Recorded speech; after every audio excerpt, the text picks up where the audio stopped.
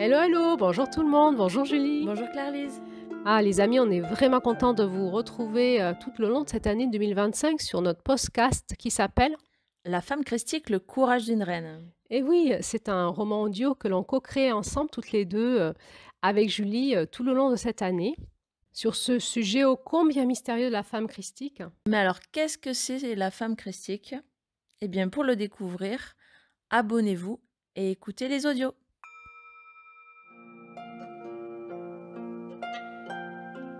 Il était une fois, l'histoire commence comme ça. J'ai le courage d'une reine.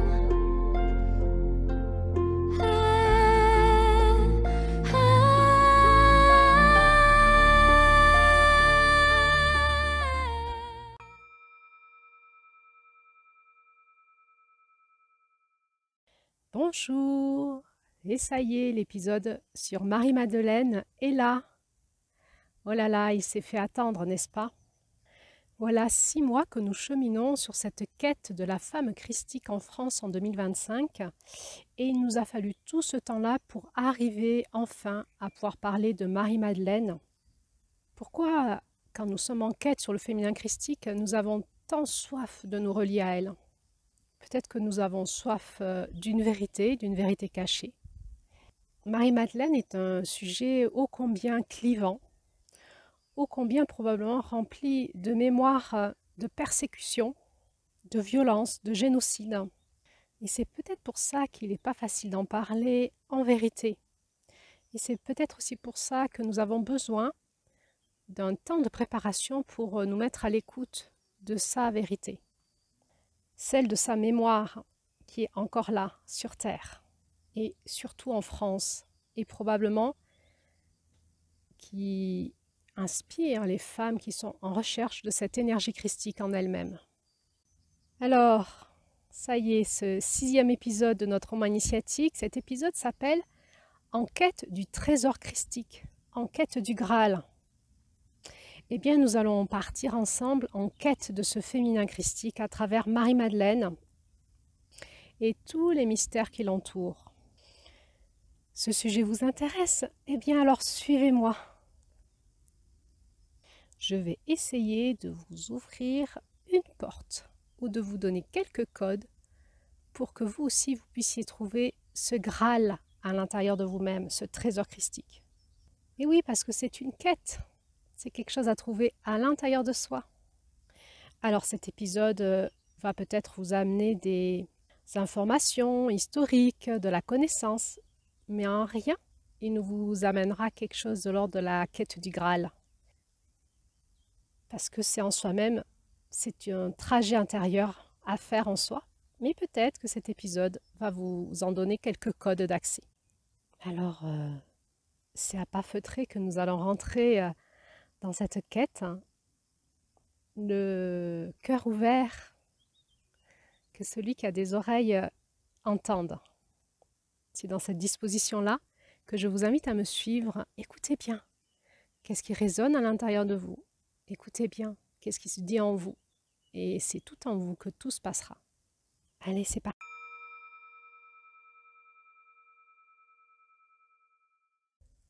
Au fait, on va où et on suit qui? Eh bien, on va au cœur du mystère de Marie-Madeleine.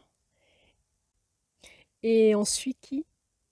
Eh bien, on suit moi. Je suis Claire-Lise, l'auteure de cet épisode et la co-auteure de ce roman initiatique, La femme christique, le courage d'une reine.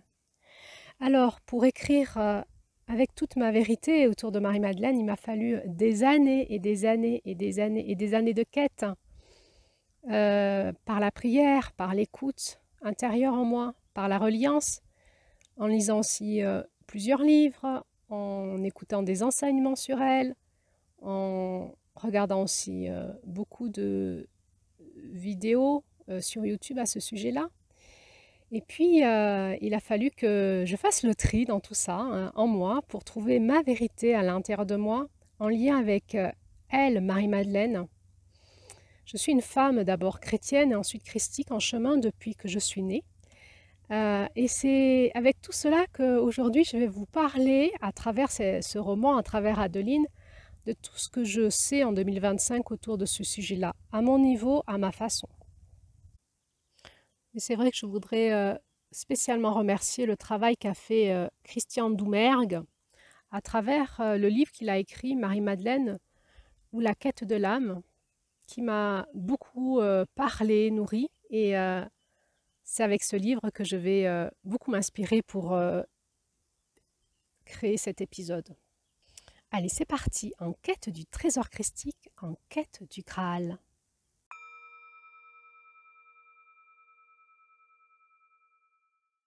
Bon alors, comment on fait pour parler de Marie-Madeleine? Eh bien, d'abord en introduction, il faut faire un tri autour de tout ça pour bien savoir où c'est qu'on va et sur quoi on se base. Qui nous parle de Marie-Madeleine? Sur qui nous baser pour pouvoir en parler le plus en vérité possible? Alors, d'abord, nous avons bien la Bible, où on appelle aussi les écrits canoniques, hein, les écrits de la Bible, qui ont été choisis par l'Église de Rome. Alors, nous avions vu dans les épisodes précédents comment ça s'était passé et qu'il était possible qu'il y ait des écrits qui aient été un petit peu transformés. Alors, est-ce qu'on peut vraiment se baser là-dessus?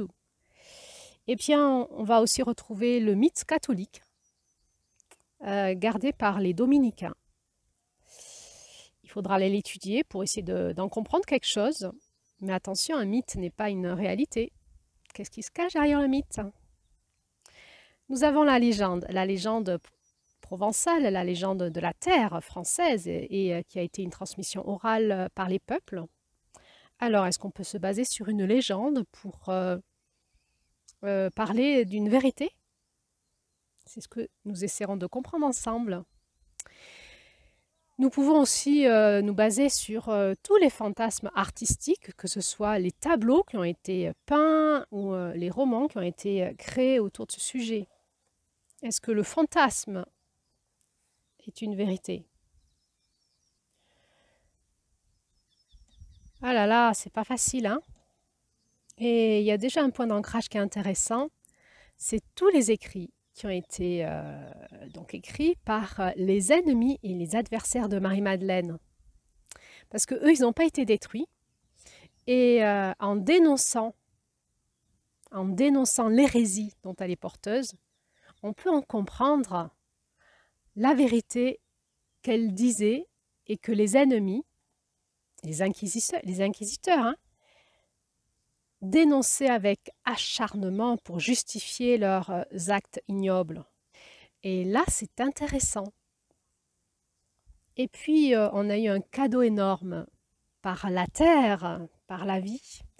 Nous avons découvert dans les années, la fin des années 1800 et les années 1945, des écrits qui ont ressurgi de grottes en Égypte, qu'on appelle les écrits apocryphes, et qui étaient des écrits des premiers chrétiens dans les 2 premiers siècles après Jésus-Christ.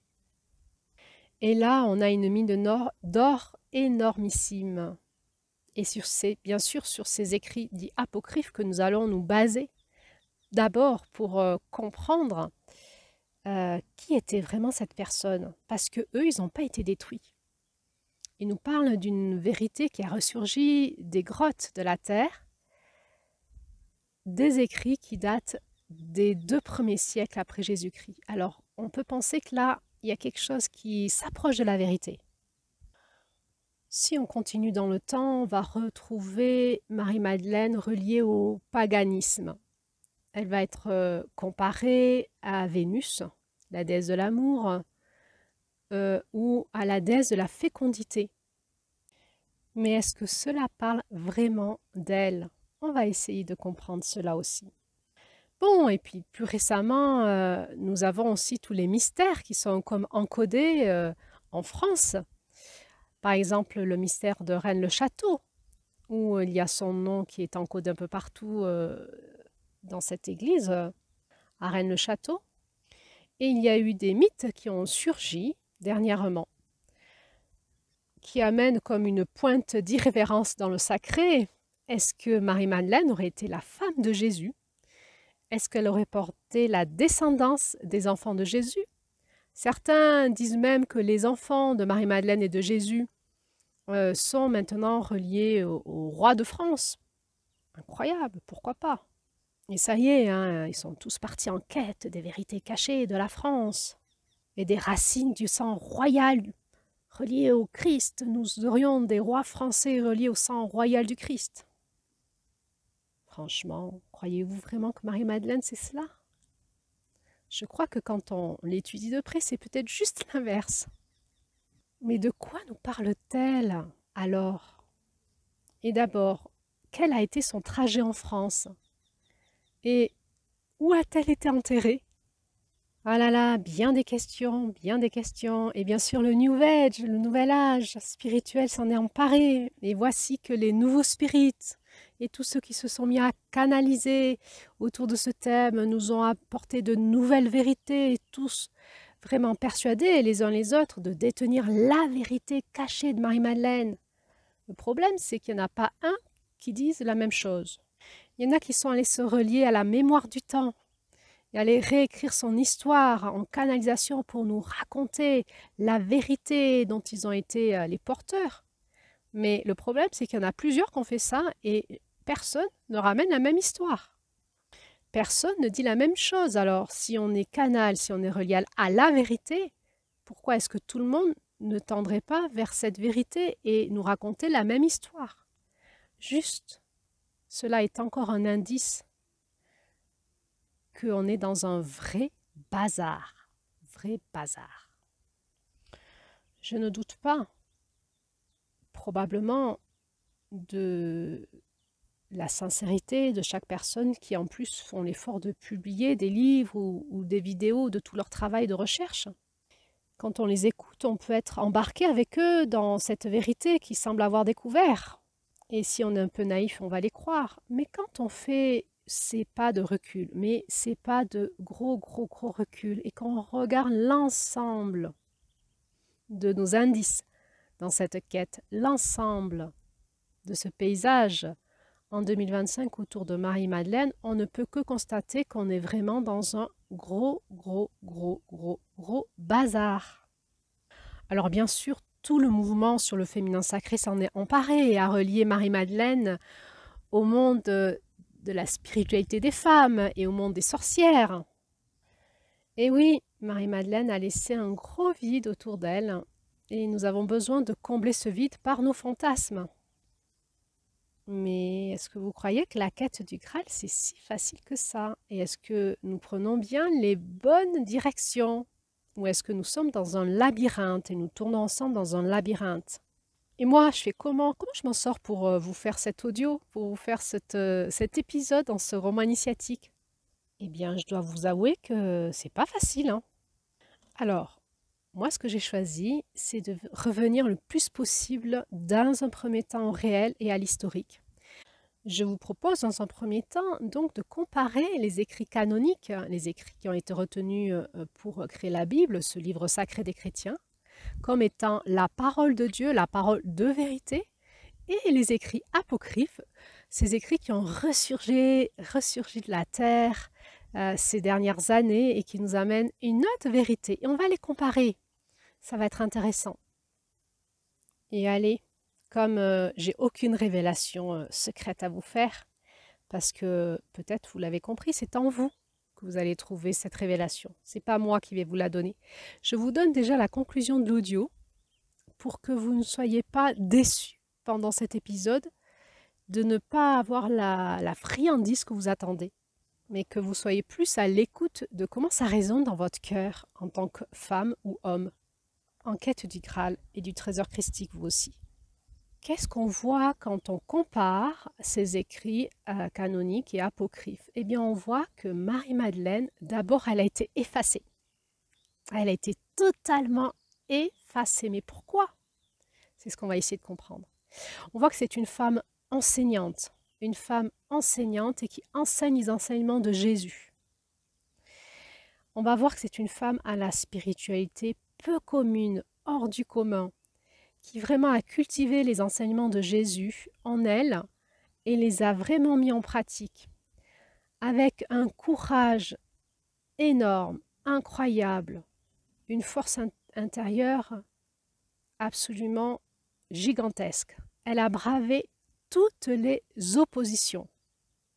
Malgré son énorme chagrin dans la perte de cet homme qu'elle aimait, Jésus, qui a été torturé devant elle,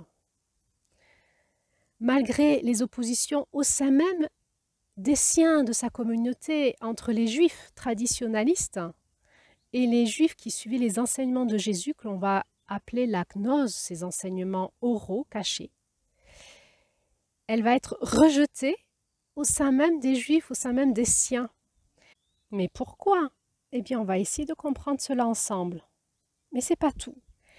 Elle va être rejetée par les hommes, mais d'une haine incroyable. Elle va faire les frais de la misogynie. Et ça pendant des siècles de patriarcat. Incroyable. Tellement elle va susciter la haine des hommes que cela va créer des génocides. Mais c'est pas tout. Elle va devoir faire face à l'opposition des Romains à son époque et à leur persécution. On est là aussi dans un vrai contexte de génocide des Juifs et des chrétiens juifs. Et dans cette énorme violence, elle trace sa route droite. Et puis bien sûr, elle va faire face aux adversités de la vie. Elle va perdre toute sa richesse, tous ses biens qui étaient énormes. Elle va être déracinée de son pays. Elle va devoir voyager dans des conditions probablement extrêmement précaires. Elle va rencontrer d'autres cultures, d'autres pays, d'autres langues aussi.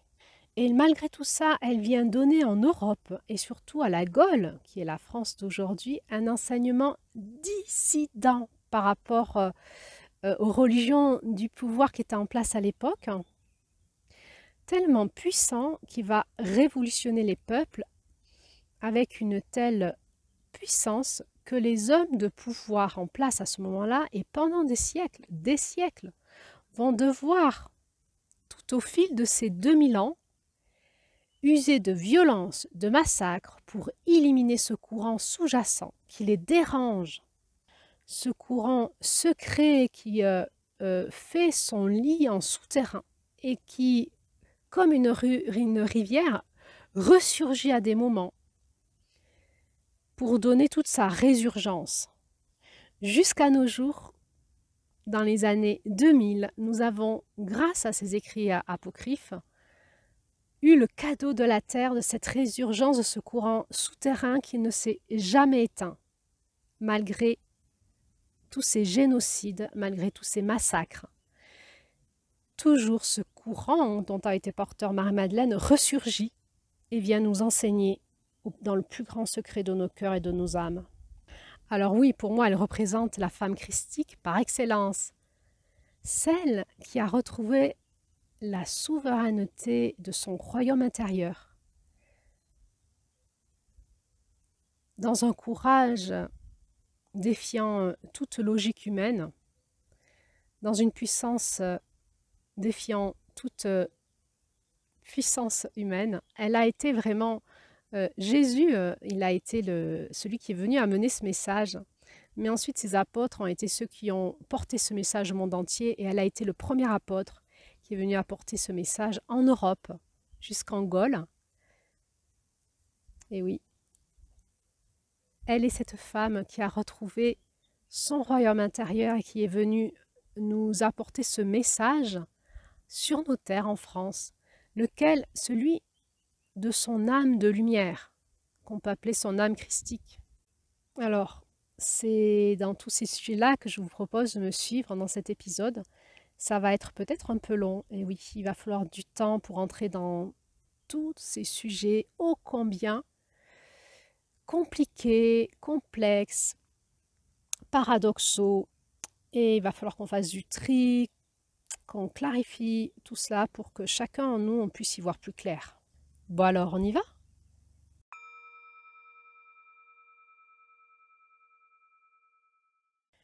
Allez, on y va, on y va, on y va, on va où? Eh bien, on va rejoindre Adeline.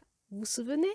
Cette guérisseuse christique du sud de la France qui a rendez-vous par cette chaude soirée d'été avec Valérie, son amie qui est la coiffeuse du village, et qui a amené avec elle Sylvie, qui est sa voisine. Et Sylvie, elle est une femme catholique pratiquante, mais bien intéressée par le sujet de Marie-Madeleine.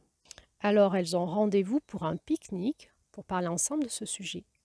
Et on va où encore? Eh bien, on va dans ce roman audio. Ce roman audio qui est créé par 2 personnes, Claire-Lise et Julie. Il y a 2 histoires qui se tissent. Il y a cette histoire avec Adeline, cette guérisseuse qui est en état de crise dans sa quête christique de femme en France en 2025 et qui, pas après pas, mois après mois, a avancé dans sa quête et qui est abonnée à une revue qui s'appelle Les Aventures d'Anaé, rendez-vous en terre profonde, cette revue qui est écrite par Julie, et qui va soutenir Adeline dans sa quête personnelle.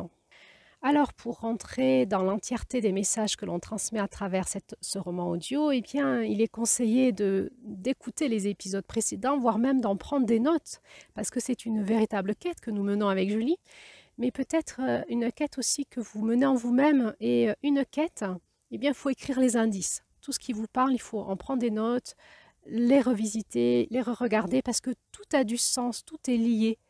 Et depuis décembre, nous tissons ensemble quelque chose dans cette quête pour arriver à cet épisode. Allez, je vais vous donner un léger coup de pouce en vous rappelant les thèmes des épisodes en lien avec Adeline, pour retrouver le fil du tissage jusqu'à Marie-Madeleine.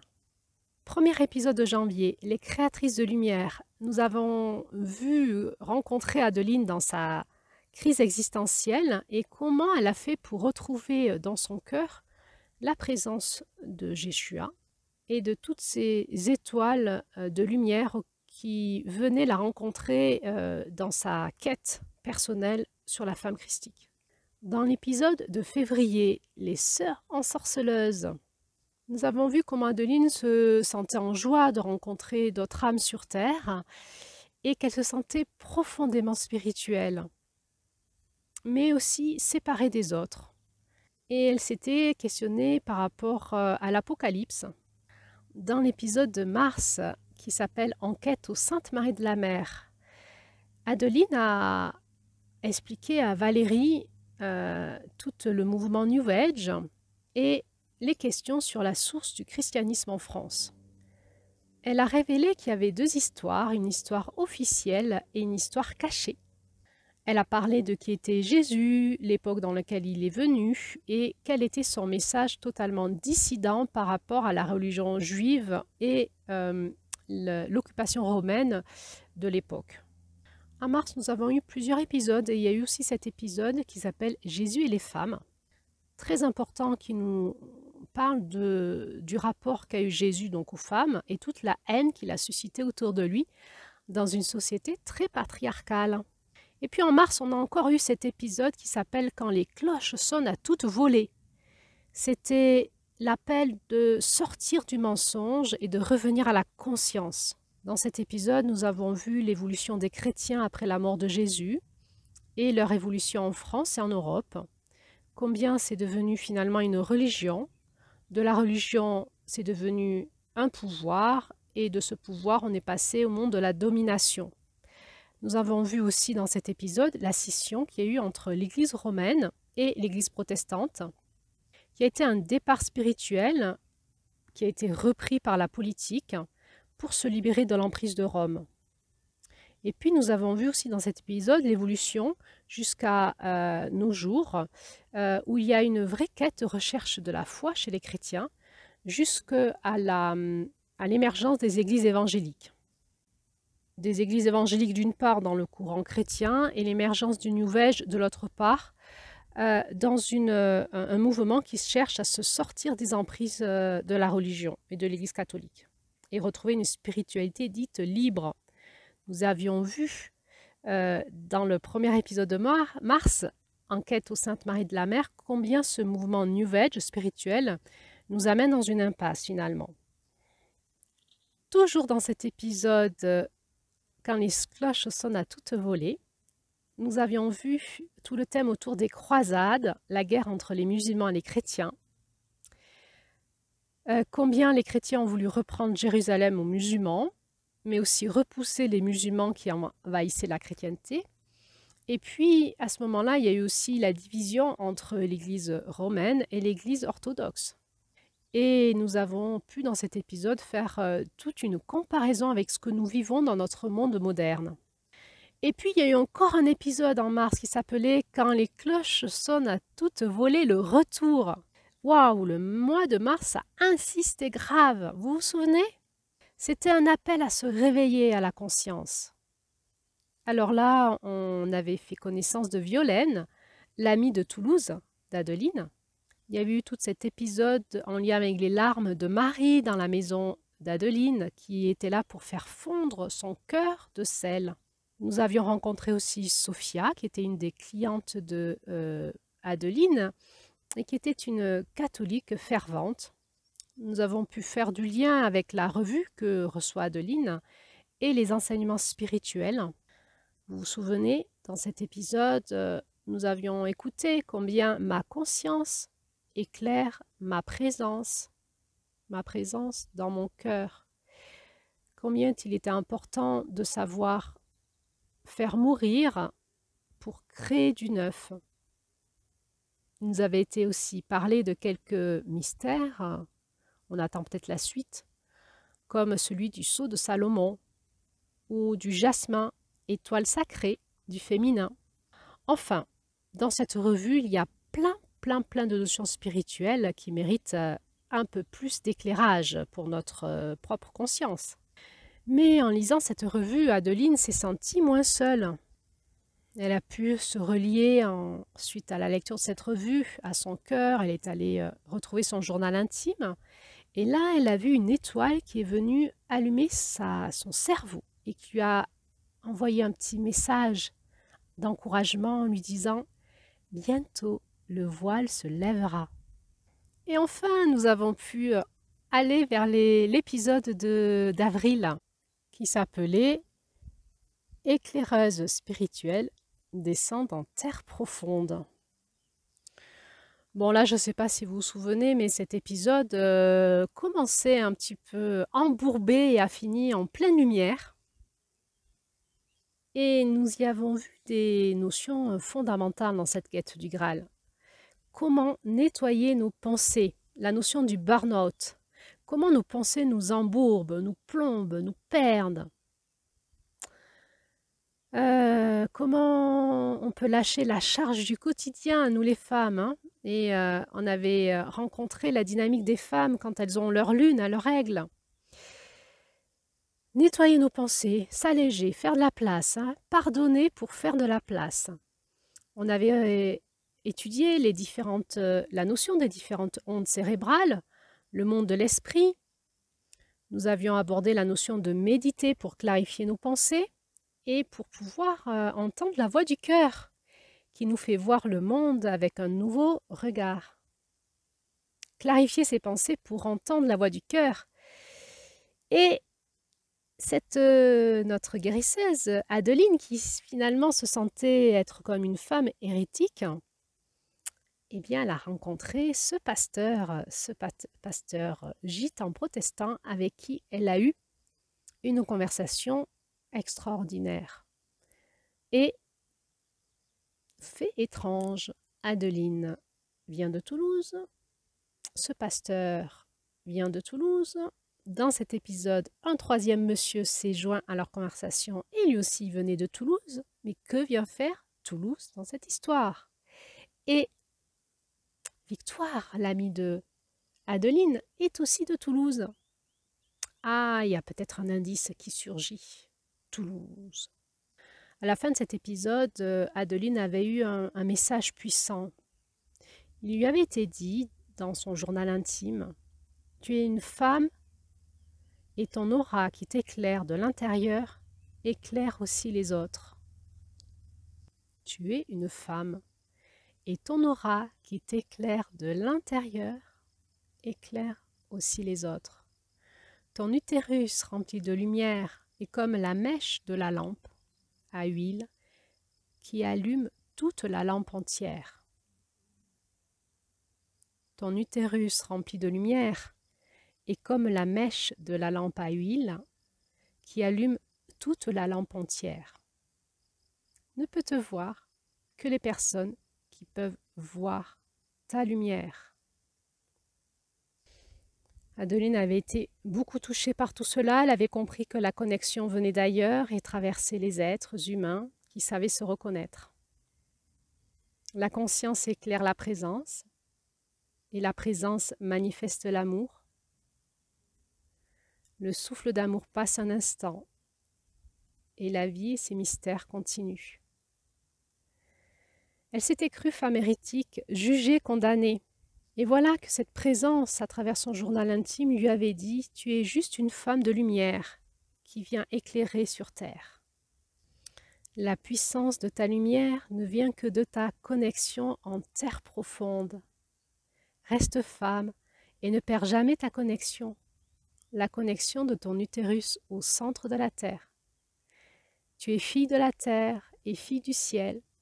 Dans ton cœur, tu es femme de lumière. Non pas que le chemin est facile, mais le chemin est possible. » Adeline avait alors été touchée par la grâce au moment où elle s'y attendait le moins, au moment où elle avait la migraine, où ses pensées obstruaient sa conscience. Et elle avait compris que son cœur éclairait ses pas sur le chemin. Et voilà, nous avions basculé au mois de mai dans cet épisode qui s'appelle « Deux artistes en quête de sens ». Et Marie-Madeleine alors?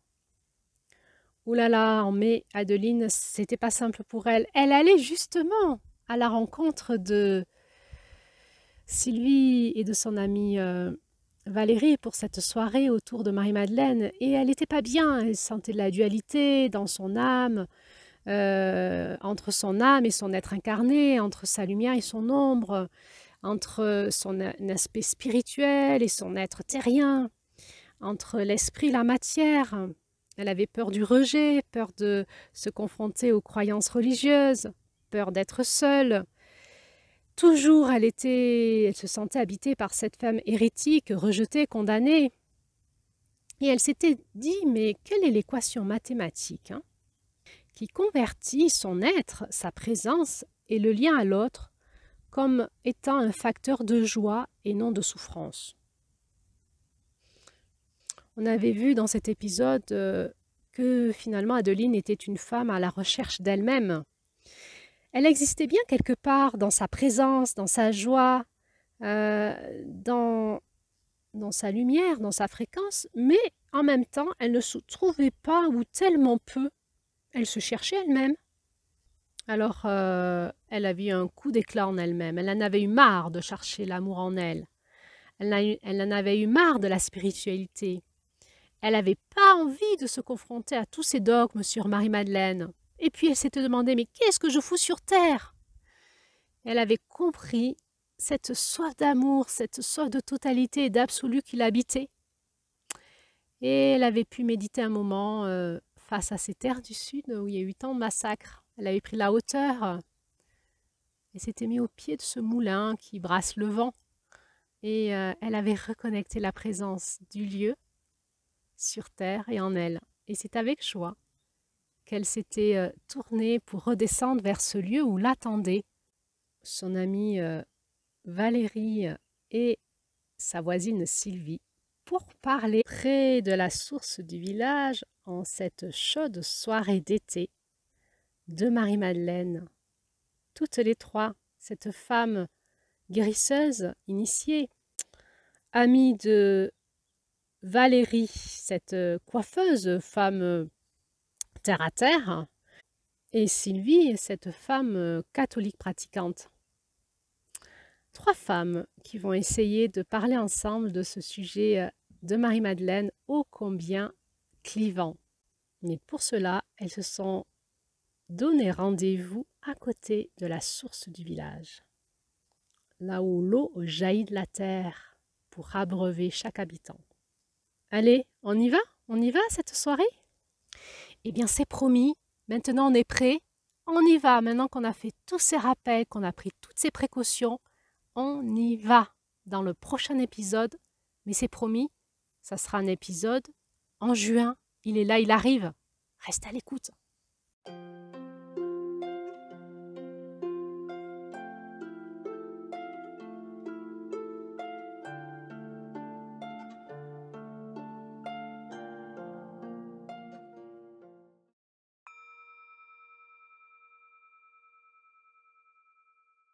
Bon, et surtout, hein, si vous aimez notre roman initiatique, si vous fait travailler l'intérieur, si vous le trouvez pertinent, si vous voulez surtout nous soutenir avec Julie dans cette quête que nous vous offrons, cette quête qui est à l'intérieur de nous et que nous faisons passer publiquement, nous vous embarquons avec nous dans cette aventure, eh bien, vous savez, il faut nous soutenir en mettant des likes et aussi en partageant, en nous faisant connaître, parce que nos agents de communication, ce sont vous. Nous publions et c'est vous qui communiquez sur ce que nous faites. Alors on fait de notre mieux, on est sur Facebook, on est sur Instagram, on est sur Spotify, on est sur YouTube. Mais partagez, faites-nous connaître aux hommes, aux femmes qui pourraient être intéressés. Mettez vos commentaires pour nous soutenir parce que nous n'avons pas beaucoup de commentaires. Nous ne savons pas si vous êtes là et si ce que nous produisons vous intéresse. Ou si nous prêchons dans le désert. Alors, eh bien, c'est parti! C'était Claire-Lise pour les artistes du renouveau.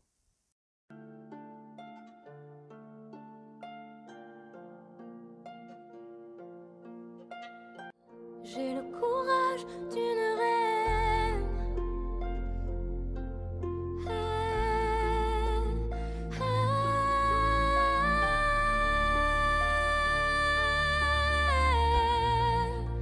Le courage d'une reine.